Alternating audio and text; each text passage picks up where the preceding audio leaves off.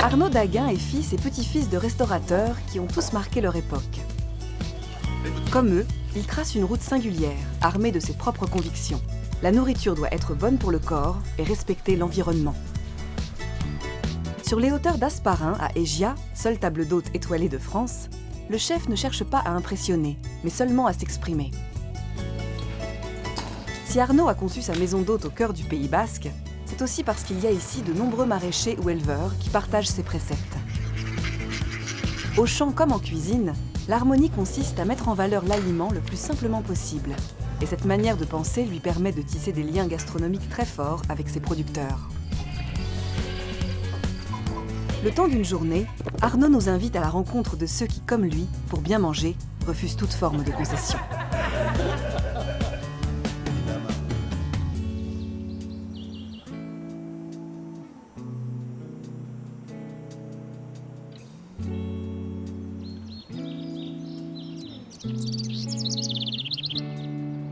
Au col de Meache, à plus de 1000 mètres d'altitude le long de la frontière espagnole, il n'est pas rare de croiser des potiocs, ces chevaux sauvages en semi-liberté.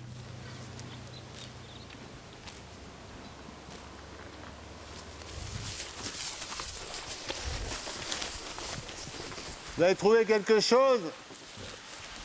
À la saison des champignons, Arnaud et ses compères savent parfaitement où les dénicher. Malheureusement, aujourd'hui, la terre semble sèche et les bolets trop petits pour être ramassés. Au niveau champignons, c'est pas idéal pour l'instant, mais au niveau balade, c'est vraiment formidable ce coin. C'est sûr que quand je fais une balade comme celle-là, les plats que je vais faire après ne seront pas tout à fait les mêmes. Il y aura sûrement des choses qui vont changer, quoi. C'est le temps qui passe.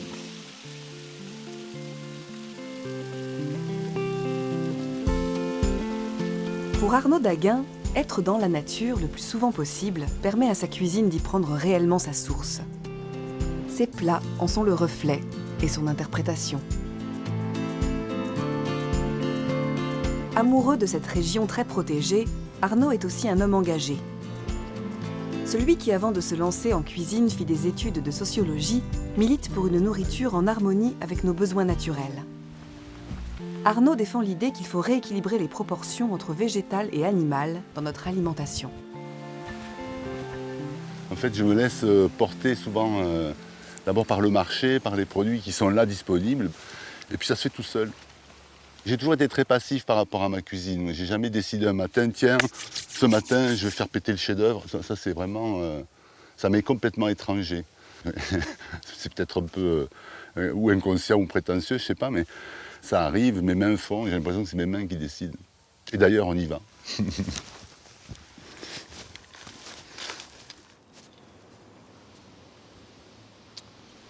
Bon alors, la nature est généreuse et la limace ne s'y trompe pas. Bon, elle m'en a laissé un peu, elles sont sympas quand même. Alors, qu'est-ce qu'on a ici? Donc ça, c'est bien en saison. Les cornes des Andes, c'est les premières, ça c'est sympa. Quelques pommes de terre Nicolas apparemment, les oignons nouveaux, un joli brocoli. Ça y est, c'est l'été. Les premières aubergines. Bon, on est parti pour de la cuisine estivale, hein. Hop là.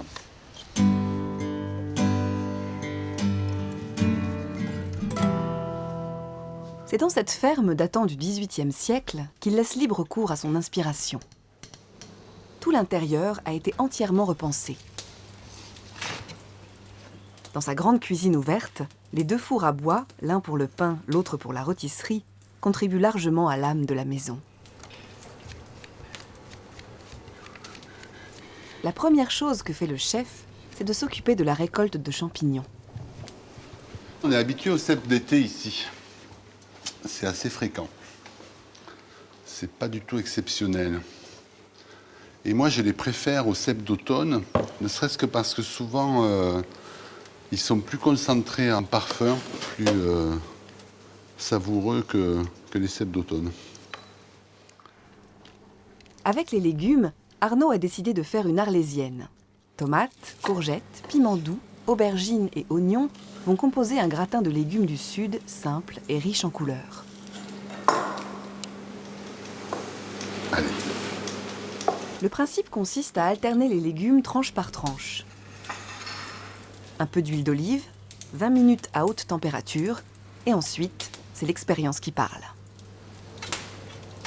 Le geste qui sauve avec l'arlésienne, c'est de remettre les légumes dans leur jus au fur et à mesure qu'ils le perdent et qu'ils cuisent.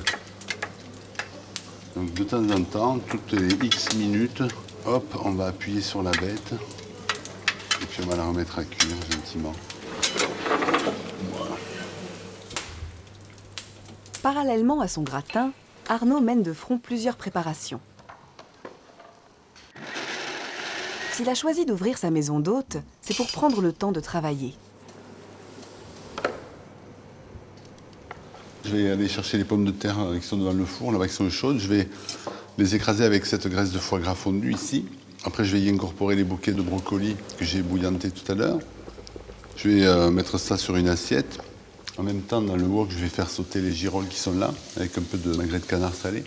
Et puis, je vais dresser les pommes de terre en quenelle, les girolles au milieu, avec le magret de canard salé, et puis quelques dés de foie gras par-dessus.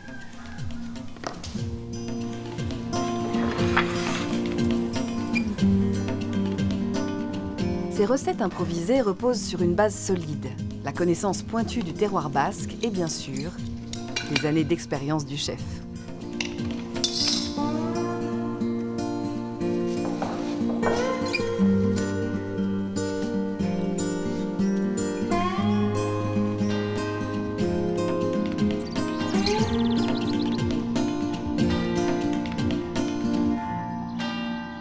Dans un périmètre d'une trentaine de kilomètres autour d'Égia, la région regorge d'excellents producteurs. La plupart d'entre eux se retrouvent le vendredi matin au marché de Saint-Palais.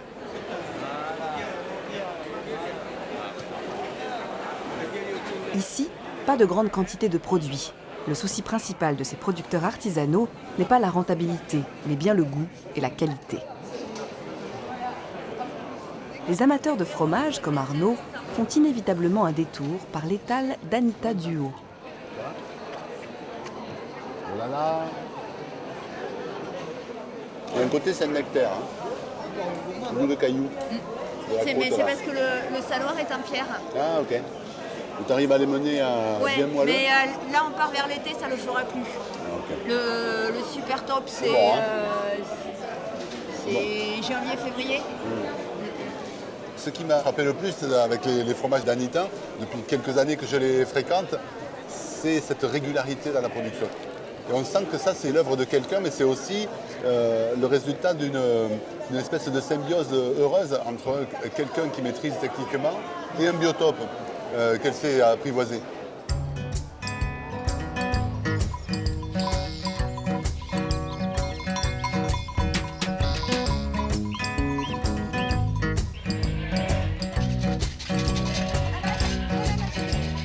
Avec une quarantaine de chèvres de race locale pyrénéenne, Anita s'est créée une harmonie parfaite entre son art, sa terre et ses chèvres.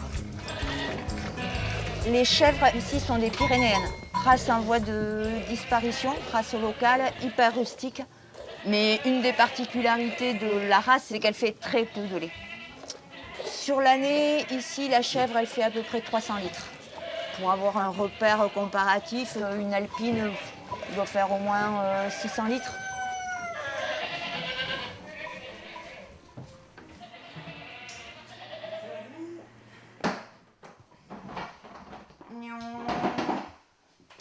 Alors, ça c'est le lait d'hier qui a été mis à cailler hier matin. Ça fait 24 heures qu'il est là au caillage. Et ce petit lait, en fait, il est plein de tous les ferments lactiques. C'est le lait qui a travaillé. Et évidemment, c'est toute la trace de la ferme. Comme je ne mets jamais de ferment du commerce, le fromage, c'est quand même beaucoup par ce geste-là qu'il a sa particularité.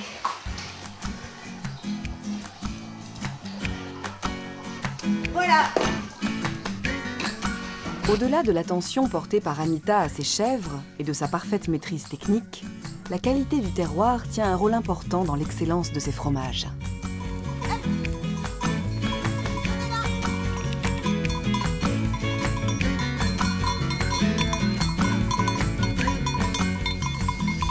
Ce qui est bien là, c'est qu'il y a vraiment de la diversité en espèces végétales.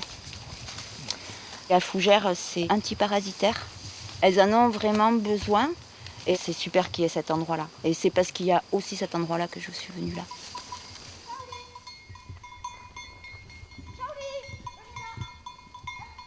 Le terroir est ce qui relie tous les producteurs auxquels Arnaud accorde sa confiance. Les ronds. Comme lui, ils y sont très attachés et chaque étape de leur travail s'en inspire.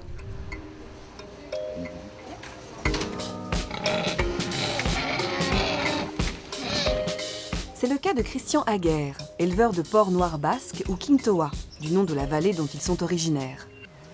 Au Pays basque, le jambon, tout comme le fromage, sont une affaire sérieuse.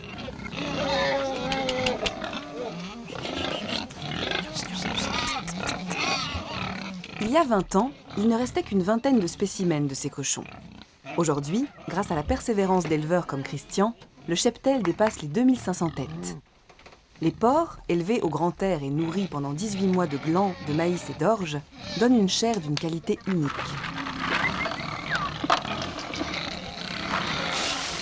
Les jambons, confectionnés dans le laboratoire de Christian, sont séchés dans un cellier bien aéré pendant une longue période de maturation.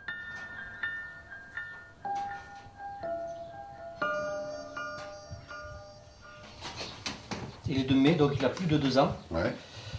Et voilà, et là tu vas sentir la différence. Oh, c'est incroyable. Ah ouais. Pourtant, tu vois, c'est juste, Non, mais ça juste évolue, un an de ouais, plus. Hein. C'est incroyable. Que ça Ouais. évolue.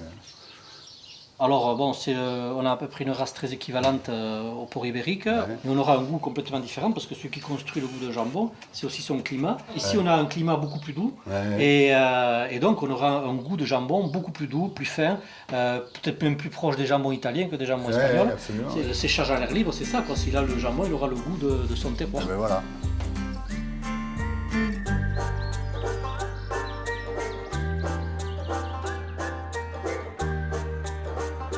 Et c'est aussi le terroir qui parle lorsqu'Arnaud rend visite à Jean-Michel, éleveur de canards. Là, on a un champ de maïs de 2 hectares qui sert aussi à élever les canards. Pour obtenir une qualité exceptionnelle avec ces canards de race locale appelés criachera, Jean-Michel les nourrit de différentes variétés anciennes de maïs à haute valeur nutritive. Et tu vas aller chercher à la fois sur le maïs population, sur les hybrides. Réputés pour la qualité de leur chair et la finesse de leur foie gras, les canards ne sont gavés qu'en automne, la saison de gavage naturel, contrairement aux usages de l'élevage intensif moderne. Tu vois, moi, ce que je trouve fantastique, c'est de voir ces canards péter la forme, plumes brillantes, l'œil vif et la laine fraîche. Là, ils s'éclatent. On voit bien qu'ils font, Ils font du muscle. Ils font beaucoup d'exercices, ça bouge, quoi. Et après, c'est sûr que pour le gavage, ça fait des canards qui tiennent bien le coup. Le goût vient de là, et la qualité, après, c'est... Mais oui. Voilà, on les retrouve.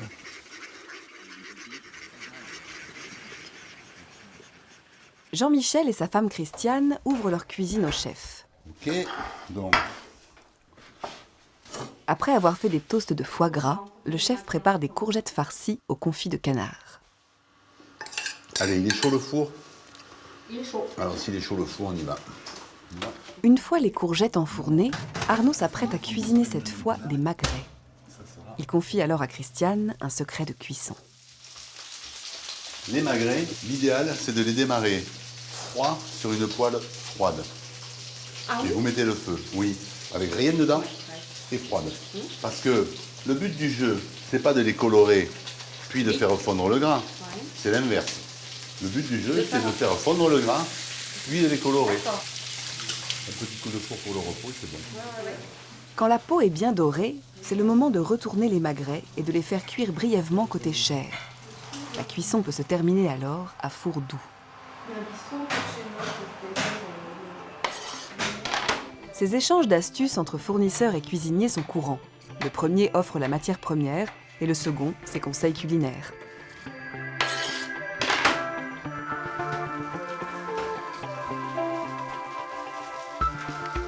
Pendant que les magrets reposent au four, Arnaud sert une soupe de potimarron. Il l'a mixée avec quelques dés de foie gras pour la rendre plus onctueuse. Les magrets seront servis ensuite avec les courgettes farcies au confit de canard.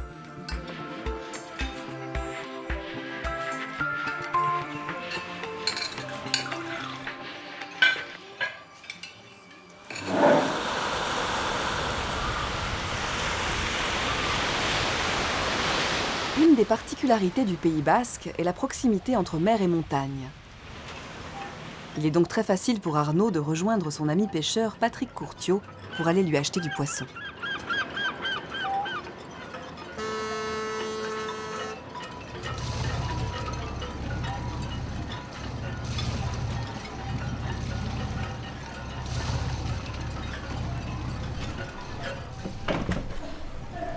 Yo. Ça va? Ça va? T'as pêché un peu, on dirait. Un petit peu. Tout le long de la côte basco-landaise, en début d'été, c'est la pleine saison du merlu. En tout cas, c'est magnifique. Hein. Ah ça, quand ils sont tout brillants. Ouais, c'est fantastique. Parce que c'est quand même, ça vaut le coup, quoi, quand tu vois ces prises-là. Heureusement qu'il y a encore ça. Hein? Pour rapporter ces beaux spécimens, Patrick et son équipe ont pris la mer très tôt.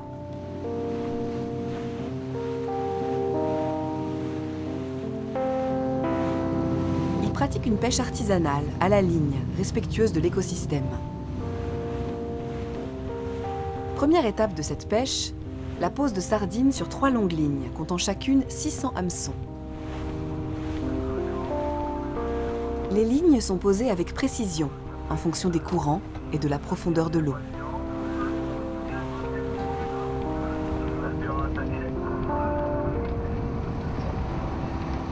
Là, on est en train de poser notre mouillage pour fixer la ligne. Là, il y a 150 mètres d'eau, alors ça descend. C'est une falaise, c'est assez raide.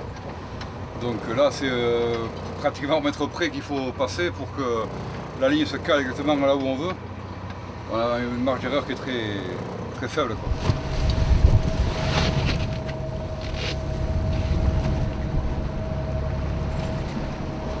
Pour poser, il nous faut 3 quarts d'heure et que pour relever, il nous va falloir 3 heures, 3 heures et demie.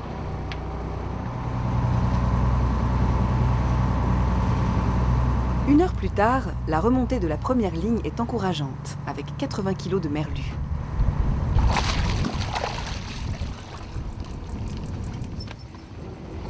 Ils sont là, les poissons. Puis les poissons comme ça, c'est d'une qualité, ouais, il sort de l'eau, il est vivant. Et dans 3 heures, il sera souffrier, quoi. Les poissons sont directement préparés sur le chemin du retour, puis disposés dans des bacs de glace. Outre le fait qu'il soit sélectif, ce mode de pêche consomme beaucoup moins de carburant que la pêche au filet et préserve ainsi l'environnement. C'est pour toutes ces raisons qu'Arnaud Daguin encourage activement les pêcheurs, comme Patrick, à perpétuer cette façon de travailler.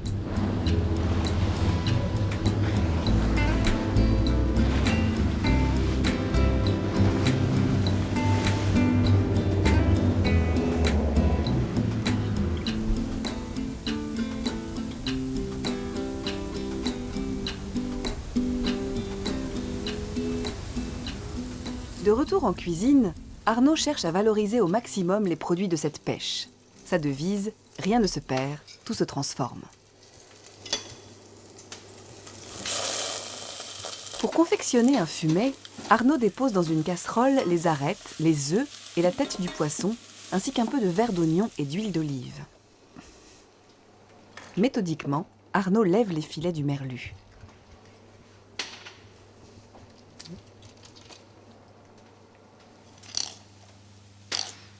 Mon chef de partie chez Maxim's, quand on levait les poissons plats, notamment les sols et les turbos, puisque là-bas il n'y avait pratiquement que ça, il aimait beaucoup qu'on entende le bruit que je viens de faire. Là. Ça veut dire que tu es près de l'arête et que donc tu ne perds pas de chair. Souci du rendement. Comme il disait, tu achètes tout le poisson. Hein. Hop là. Il ne reste plus qu'à ôter la peau avant de réserver les filets. Qu'il prépare un poisson, une viande ou bien qu'il rôtisse des légumes, Arnaud insiste toujours sur la précision du geste et le respect de la matière première.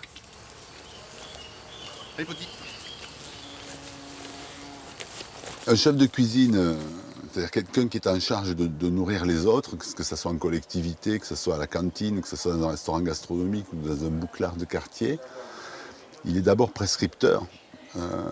Mais du coup, tu imprimes forcément quelque chose sur la filière. Qu'est-ce qui se passe en amont de toi? Comment ça s'est passé écologiquement, économiquement, socialement? Arnaud fait confiance à Ramuncho Laco quand il a besoin de légumes. Aucun doute sur la qualité du travail qu'effectue ce maraîcher à Ailette, à quelques kilomètres de chez lui. Le très doux oignon de Florence. Là, sur les 3 hectares d'exploitation de son ami, Arnaud est sûr de dénicher son bonheur. Entre les carottes, navets, radis et autres classiques, il aime redécouvrir des espèces rares, des légumes ancestraux exhumés par Ramuncho. Ça, c'est une variété anglaise du XVIIIe siècle, tu vois. C'est assez impressionnant comme couleur. Il n'y a pas que la couleur, c'est aussi la texture, ce vernissé la là. consistance, ouais. C'est très très beau, cette espèce de chiné rose. Et, Après, dommage que ces pigments ne se gardent pas trop à la cuisson. Mais, ça, c'est ton mais problème. même les feuilles sont magnifiques. Ouais, moi, je suis contente de les voir comme ça. C'est sûr, tu te débrouilles. Ramuncho n'est pas seulement un érudit, c'est aussi un pionnier. Il y a 20 ans, il fut l'un des premiers à se lancer dans le bio, alors que le concept était encore peu répandu.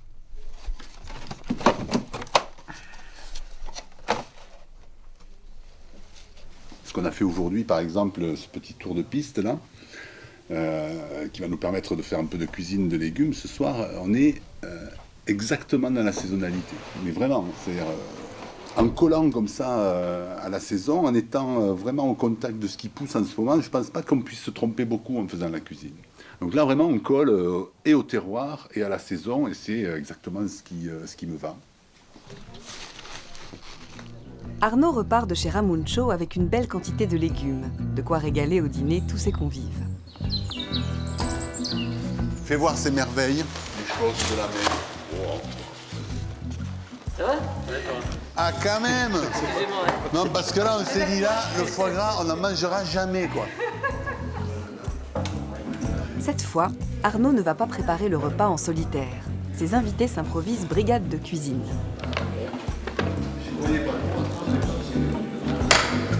Le chef va utiliser une technique culinaire qui consiste à faire rôtir les légumes de gros calibre à four très chaud, sans aucune autre préparation. Là, on est sur des températures qui ne sont pas du tout orthodoxes. Hein. Ça veut dire qu'on est à 500 ou 600 degrés, là. C'est pas une température de four normale, quoi. Quand on a des monstres de carottes comme ça, c'est sûr qu'en les mettant dans un four aussi chaud, on va en brûler une partie, mais cette partie brûlée, on ne la mangera pas. Ce qui est intéressant, c'est ce qu'il y a dessous, quoi. Parce que, mine de rien, quand tu fais ça, tu réduis le volume, tu concentres les sels minéraux, tu as moins besoin d'assaisonner, tu exacerbes la puissance des saveurs, et du coup, tu fais une rencontre, quoi. Après, on aime, on n'aime pas, mais au moins, il se passe quelque chose. Pendant ce temps, en cuisine se préparent tranquillement des piments grillés et des langoustines au courbouillon. C'est quand même des bestioles incroyables, hein, quand on voit la taille de ma main. Allez les filles. Mais derrière l'apparente simplicité et la bonne humeur partagée, Arnaud Daguin laisse entrevoir une philosophie et un mode de pensée qui définissent une cuisine très personnelle. Oh, c'est un casse-croûte.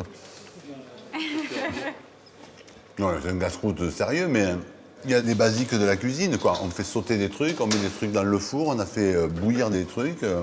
Je trouve que les trucs, ils sont particulièrement bons, quoi. Mais ça c'est pas ma faute. Hein. Ça, c'est eux, ça, pas moi.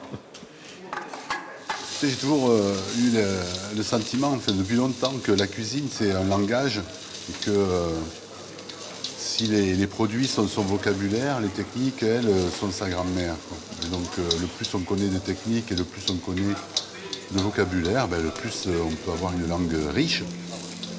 Il n'empêche qu'il y a des gens qui écrivent des merveilles avec 400 mots, ou même en oubliant le E, des fois.